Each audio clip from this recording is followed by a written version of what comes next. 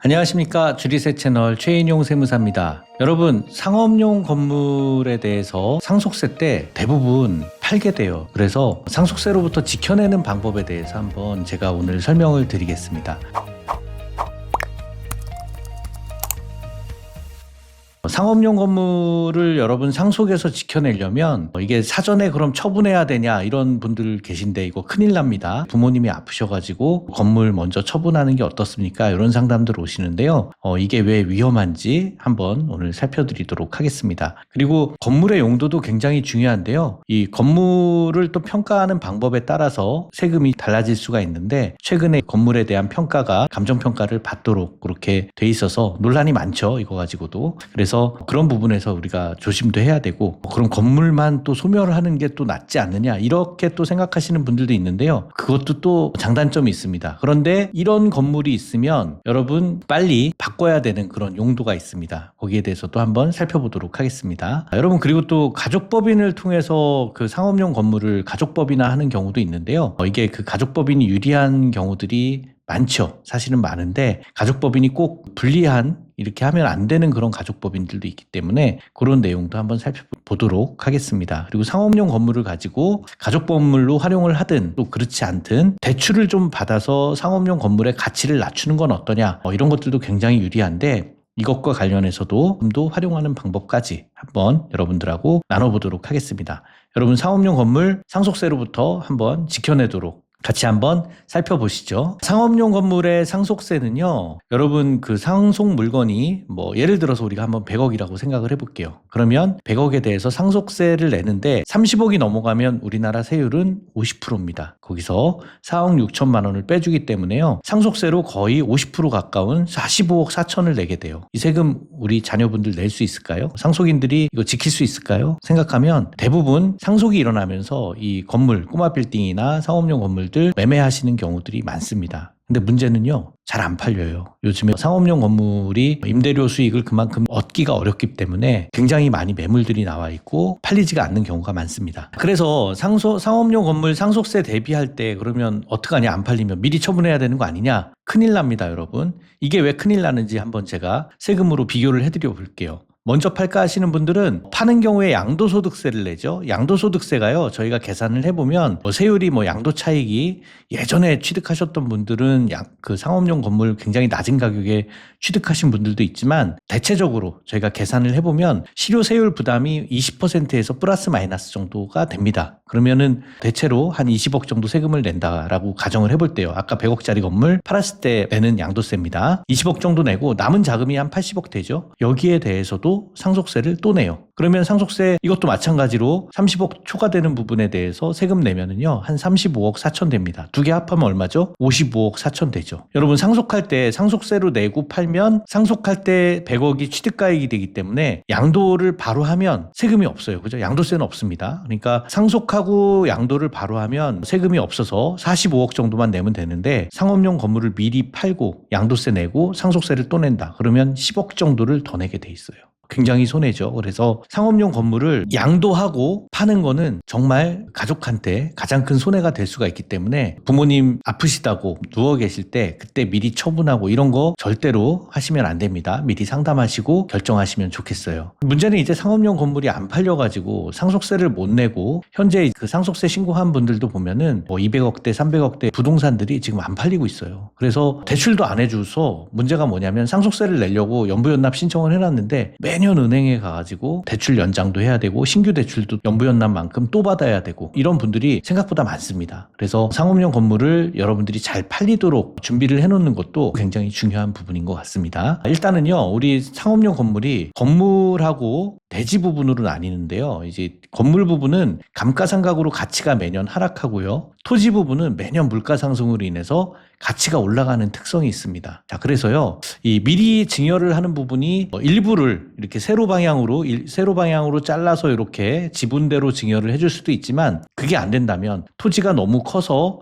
금액이 커서 증여가 안 된다면 건물 부분만 따로 증여를 하게 되는 경우에는 100억이라고 하더라도 건물 부분은 토지가 95억이고 건물은 5억이고 이런 분들이 많아요. 그래서 건물만 미리 증여를 해서 임대료를 많이 배분할 수 있는 그런 방법으로 하시게 되는 것도 유리하죠. 그런데 여기에서요, 상업용 건물에 주택이 있는 경우에는 여러분들도 유의하셔야 됩니다. 왜냐하면 주택이 있는 경우에는 지금 다주택 중과세 기간이잖아요. 도래하죠. 그러니까 다주택 중과세도 분리하고 종합부동산세도 주택 부분이 있는 층이 있다면 주택 및 부수 토지까지 주택으로 보기 때문에 생각보다 많은 부분이 주택으로 돼서 종합부동산세를 낼 수가 있고요. 그리고 주택 부분이 있으면 대출이 안 나와요. 다음 사람이 이 건물을 사야 되는데 그래야 우리가 상속세도 내고 처분도 가능한데 대출이 안 나와서 주택 부분이 있으면 처분할 때 굉장히 불리합니다. 이 주택 부분을 상업용 건물로 바꿔주시고 팔면 안 될까요? 이런 문의가 많아요. 그러니까 여러분들이 상업용 건물 상속을 준비하고 계신다면 주택 부분을 먼저 정리하는 것도 나중에 팔 때 우선적으로 준비할 수 있는 부분이 되겠습니다. 그래서 상업용 건물에 대한 용도나 평가에 대해서 한번 살펴봤고요. 여러분들 그 두 가지 여기서 중요한 부분 말씀드리는데, 다주택하고 종부세가 처분할 때 불리하기 때문에 주택 부분을 용도 변경을 해놓으셔라. 그리고 건물을 먼저 증여한다면 토지에 대한 임대료를 적게 배분할 수 있는 방법에 대해서 같이 세무사님하고 한번 상담을 해보시는 게 좋겠습니다. 여러분, 이런 일들을 할 때 증여하는 거는요, 무조건 10년이나 5년 내 증여가 중요합니다. 왜냐하면 상속인한테 10년 내에 준 거 합산이 되고 상속인 외자한테 준 거는 5년 내 합산이 되기 때문에 그렇습니다. 그래서 미리미리 준비를 하시는 게 중요하고요. 비교적 연세가 75세 전에, 늦어도 80세 전에는 여러분 이런 것들을 좀 준비를 하시는 게 좋지 않을까 생각을 합니다. 부모님이 건강하실 때 이런 준비를 해야 여러분들이 상속세를 줄이고 건물을 지킬 수 있게 됩니다. 그리고 자산의 평가 방법에 따라서 이제 상속세 절세 방법도 달라지는데요. 일단 빌딩이 감정평가로 판단이 되는 경우가 많죠. 지금은 상업용 건물에 대해서 상속세법 및 증여세법상에서는 시가가 우선으로 돼 있습니다. 시가가 없을 때 기준시가나 아니면 임대료 환산가액이라는 거를 써서 보충적 평가 방법으로 신고를 할 수가 있는데요. 상업용 건물이 비교적 자산 가치가 높은 경우에는 국세청에서 사후적인 감정평가로 굉장히 상속세 추징이 많이 이렇게 되고 있기 때문에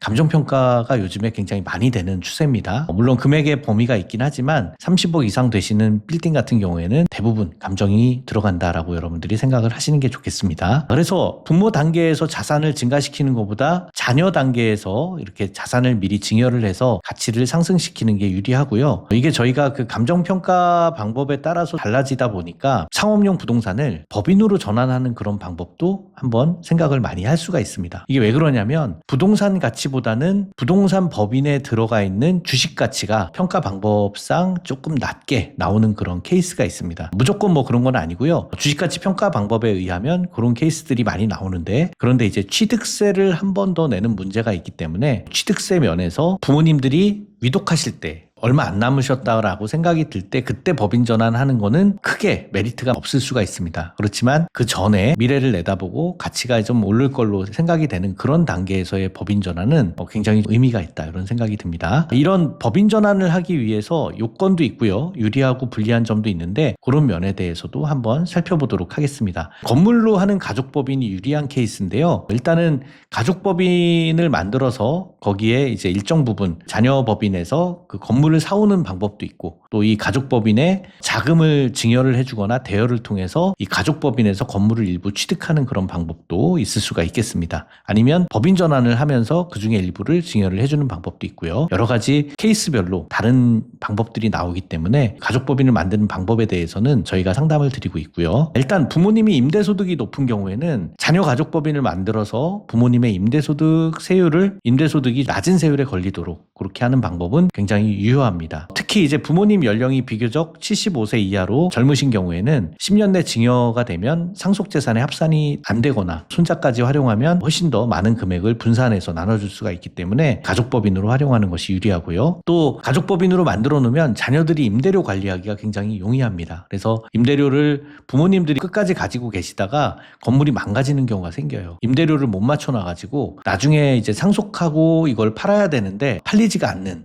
왜냐하면 임대료가 너무 터무니없이 낮아서 이거를 이걸 5%씩 올려서 받기가 어려워서 임대료 관리가 안 된 케이스들이 많이 있습니다. 그러니까 임대료 관리를 굉장히 잘 해나가시는 게 상속을 받으시는 그 건물은 굉장히 중요합니다. 가족법인으로 하게 되면 불리하거나 유의해야 될 분들도 있는데요. 제가 좀 전에도 말씀드렸듯이 건물의 주택 부분이 있는 경우에는 법인으로 주택을 구입하면 취득세가 중과세 됩니다. 12%에다가 여러 가지 세금이 더해지면 13.4% 가까이 내기 때문에 취득세가 많이 있고요. 또 주택 구입에 대해서는 종합부동산세 세율도 굉장히 높은 세율이 걸리기 때문에 기본공제도 없고요. 그래서 건물 부분에 대한 주택 부분을 상가로 용도 전환을 해놓으시는 거 제가 아까 말씀을 드렸죠. 그렇게 하시면서 가족법인으로 만드시는 게 유리합니다. 또 부동산 가족법인 같은 경우에 취득세가 중과세되는 그런 부분이 있습니다. 중과세가 되지 않더라도 법인으로 전환할 때 양도세를 안 내기 위해서 부동산 양도소득세를 2월과세하는 법인 전환을 하는 그런 방법도 할 수가 있는데 그런 경우에도 취득세는 일부 부담이 될 수가 있다. 그래서 작은 부분을 얼마를 부담을 해야 될 것인지 미리 상담하면서 준비하시는 것도 괜찮겠습니다. 그리고 가족법인을 만들어 놓고 50% 이상의 지분이 이동이 되면 취득세를 한 번 더 내는 간주취득세 그런 규정도 있으니까 가족법인을 운영하시면서도 관리를 잘 받으시면 좋겠습니다. 자, 여러분 오늘 상업용 건물의 상속세 그 절세 방안에 대해서 알아봤는데요. 이런 질문도 많이 해요. 상업용 건물에 대출을 받아서 미리 쓰면 안 됩니까? 저는요 이거 굉장히 유리한 부분이라고 생각을 합니다. 왜냐하면 이 건물만 운용하시는 건물주님들이 간혹 이 건물 말고 현금이 좀 부족하신 케이스들이 많으세요. 임대료 관리가 잘 안 돼가지고 건물에 대해서 나오는 임대료에 비해서 뭐 재산세 내고 여러 가지 생활비 쓰다 보면 자금이 좀 부족하신 그런 경우들도 많이 있습니다. 그런 경우에 대출을 받게 되면요. 대출은 상속 재산에서 차감이 되는 부분이기 때문에 자금 때문에 힘들어 하시지 마시고 오히려 대출을 잘 활용하셔서 미리 사용하시는 것도 굉장히 좀 유리합니다. 요거를 그 미국에서는요. 록펠러 재단의 이제 워터폴 방식이라고 해가지고 대출이라든가 또 아니면은 보험 상품 같은 거를 최대한 활용해서 가문에 절세를 하는 그런 방법으로 쓰는 경우도 있습니다. 왜냐하면 상속세가 줄어드니까요. 유출이 없죠. 이걸 가지고 활용을 해서 대출을 받은 금액을 가지고 자녀 세대에서 금융상품을 투자를 하거나 보험상품으로 상속세를 대비해 놓는 것도 굉장히 유리한 겁니다. 그래서 부모님의 상속에 대한 보험 상품을 미리 좀 활용하는 것도 상속세를 대비해서 상업용 건물을 나중에 결국에는 안 팔게 되는 케이스가 될 수가 있기 때문에 이런 것도 굉장히 유리한 거고요. 대출을 받기 위해서 금융자산을 활용을 하려면 부모님이 법인의 이사나 감사로 임원으로 만들어 놓는 내용도 좀 필요한 부분일 수 있습니다. 이런 대출 금액을 가지고 가족법인에서 금융자산으로 투자를 하는 그런 방법도 여러분 상속세를 줄이는 그런 굉장히 좋은 방법입니다. 이런 금융상품이나 보험상품은 이걸 기반으로 한 추가적인 대출도 가능하기 때문에 상속세 대비도 되고 나중에 여러 가지 자녀들의 뭐 주택 구입이나 이런 데 면에서도 긴급한 자금으로 활용을 할 수도 있습니다. 여러분 유튜브 주리세 채널 통해서 상속과 증여와 관련한 여러 가지 팁을 얻으시길 바라고요. 계속 말씀드리지만 준비되지 않은 상속은 어쩌면 가족들한테 재앙이 될 수도 있습니다. 미리미리 절세하면 재산 지켜낼 수 있는 그런 방법들이 많이 있으니까요. 상속에 관한 자세한 내용 상담 통해서 가연세무법인에서 상담해 주시기 바랍니다. 여러분 감사합니다.